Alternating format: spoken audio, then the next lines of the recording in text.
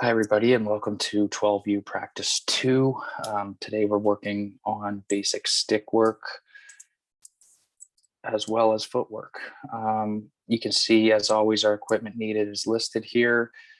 Perhaps you do have some noteworthy stick issues from the last practice, so you'd be telling those people to show up early and maybe sort out a few things as well. Teach them how to maintain the stick and whatnot. But further reminders, we are introducing goaltending this practice as well. So read through your goaltending skills here at this link. Also, we will introduce a dynamic warm-up and talk about cradling really for the first time this practice. Further kind of reminder about the phases of a movement when we get to introducing any new skill, and we'll kind of do a little bit more follow-up with passing, catching, and shooting today in this practice. At the end, we'll do a static stretch, and that will also be some new learning for the kids. So starting at center floor, as always, we circle up, come in for the land acknowledgement, rehash on the skills learned from last practice. So just asking players what they remember that they did. And I also like to have a discussion, a short discussion on hard work and perseverance. And so in this practice here, you'll see that, there's a little bit more running, and it is a running sport. So it's important to make note of, hard work and how it takes hard work to get anywhere in life or in the game. And lastly, speaking to perseverance and how, you might be not getting some of these skills the first time, or you might not be the best player here, and that's okay. Everybody's going to make mistakes, and just keep trying. And the more you practice, it's easy to make those early gains, right? So kind of stress that they will see great improvement over the course of the season if they kind of stick to the program here.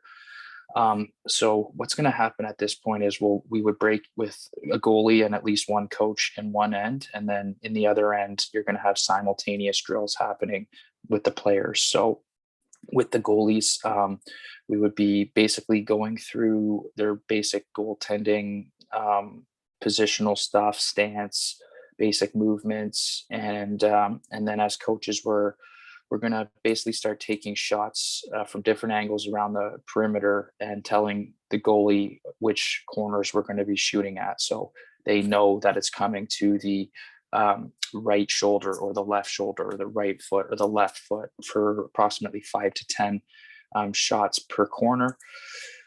And eventually we're going to teach them this trap and scoop technique. Once we feel a satisfactory level of positioning has been established, that's the other thing, feeling for posts, all those lessons.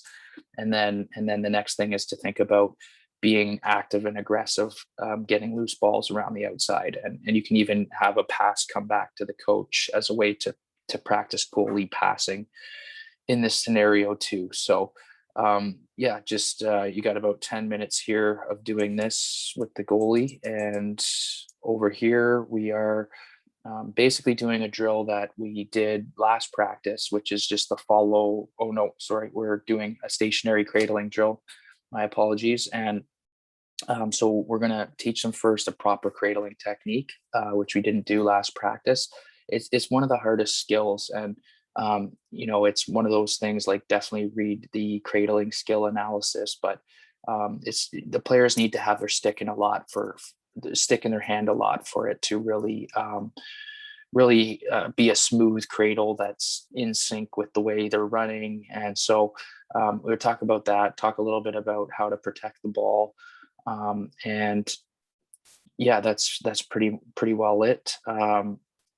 After that, maybe get them to walk around while cradling, bring it up to a slight jog. But we're going to then jump into a line shuttle and have players essentially starting with a loose ball shuttle, just rolling the ball back and forth, which is, they did do this last practice. So we're re-emphasizing the attacking the ball, keeping the ball in front of us. And the big thing with shuttles is you don't want the other line to leave too early. So until this player releases the ball, this person is stationary in line. Once the ball comes loose, they're attacking that ball, scooping it. and then rolling it to the other line, the person behind this player who rolled it to them, who ultimately runs to the back of the line that they rolled the ball to. And so we'll build this eventually to rolling the loose ball on this side, passing it back over here, rolling it over this way, passing it back over here. So that's what we would call a one up, one down shuttle. And then lastly, we'll bring the ball up into the air, everything passing. And, you can do some little competitions. How many can you get in a row? Maybe you have two shuttles going here.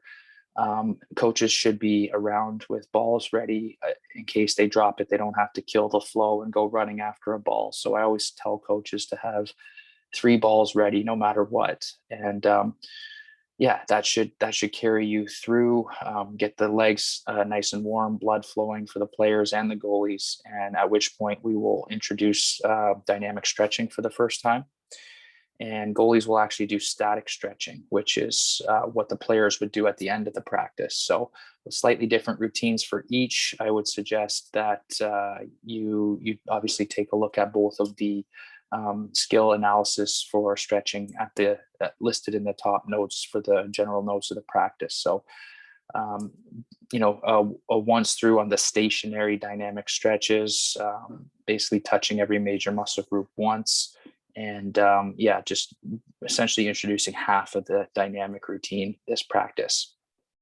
Next, we move into passing on the run.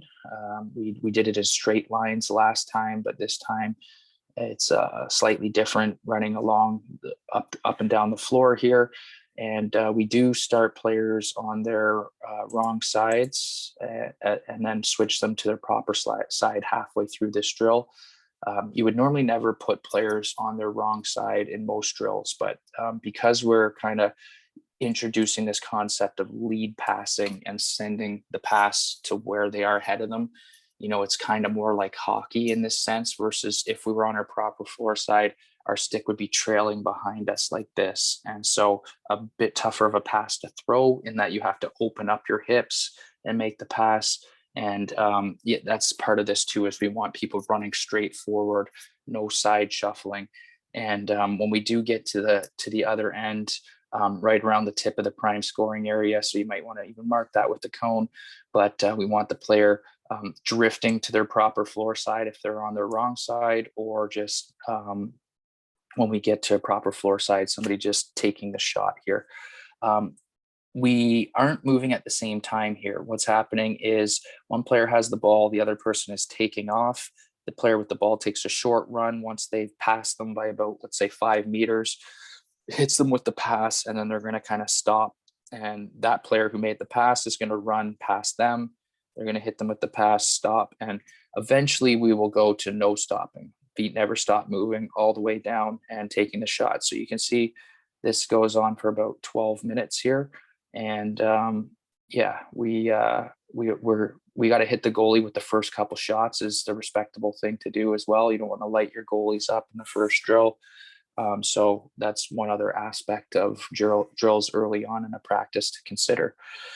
Then we're going to get into, again, some cradling, some shooting on the run here, of just weaving through different patterns of cones. And again, somebody will be on their wrong floor side coming in here, wrong floor side coming in here, since we're all just mixed in the corners. So halfway through the drill, you want to switch to this corner and this corner over here.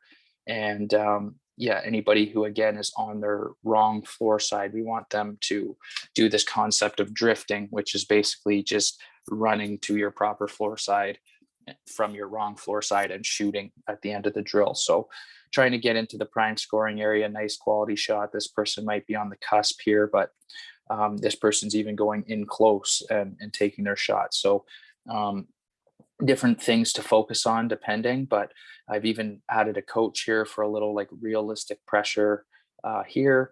And just players are protecting the ball, working on not dropping the ball while they cradle, and moving through the cones and just, kind of dodging left and right and getting used to cutting and planting off of each foot. So kind of a similar pattern in the next drill, where we're going to show them the defensive footwork, almost the reverse of what we just showed without balls. And so players will basically side shuffle a few steps this way, a few steps this way, opening their hip, drop stepping on 45-degree angles each time.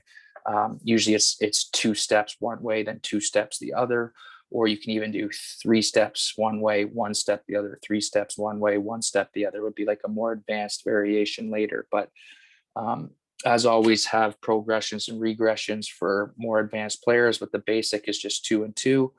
And so, maybe once down, second time down, and then what we're going to do is have everybody partner up, and one player will go on defense and do these moves, ultimately shadowing whatever the offensive player does. So it could be 4 side shuffles one way and 2 the other, depending on what the player with the ball does. So um, yeah, if you do have the ball, you're going at a jog to start. This is for the defender.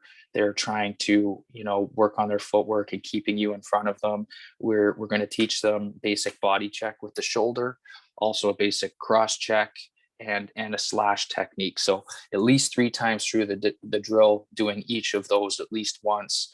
And I'm just talking about when is a good time to body check, when's a good time to cross check and or slash. And generally less is more. It's all about the positioning. When you would do those types of checks is when you have perfect positioning and they're not really doing much with the ball, and you have an opportunity to, let's say, take a bit of a chance and make a check or make a slash for the ball. So that's kind of the essence of that drill there. Once they approach the goal, the defender is just going to kind of fade out of the drill and give up the shot to the offensive player. And so each time through the drill, these 2 players would go to the opposite corner now, switch roles. And so it's really going to take at least 6 reps through for everybody to try everything that we want the defenders to try here, the different types of checks and whatnot. So about 10 minutes to accomplish all of that should be fine. And lastly, we get into a little bit of, making the best of these opportunities when you get them right in front of the goalie. And so here we've got them right in front of the net, about 45 degrees off the post.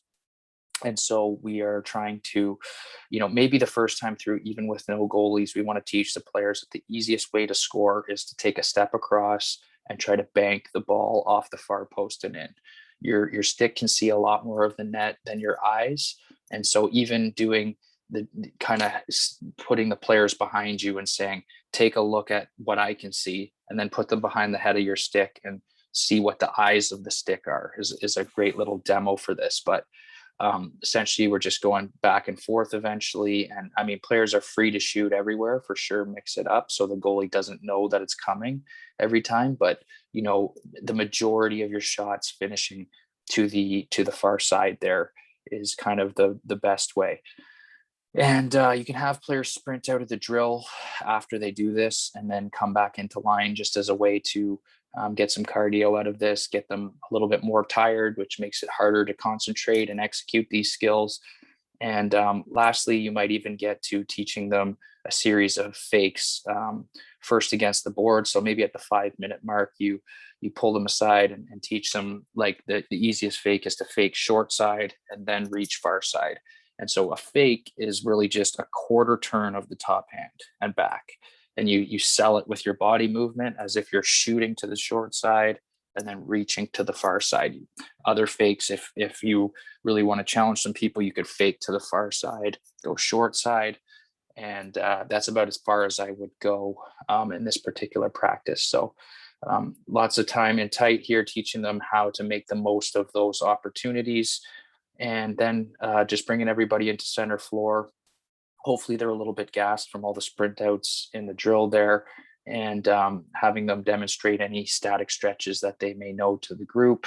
And finishing on a positive note, highlighting some of the positive aspects of the practice or what have you. So feel free to put your own spin on it. This is the basic of the drill, or the basics of the practice. So, really working on stick work and footwork here, which will give us a lot of success when we get to some gameplay further down the road. So thanks for tuning in. This is week 2, week 3's practice coming up next week. Thank you very much.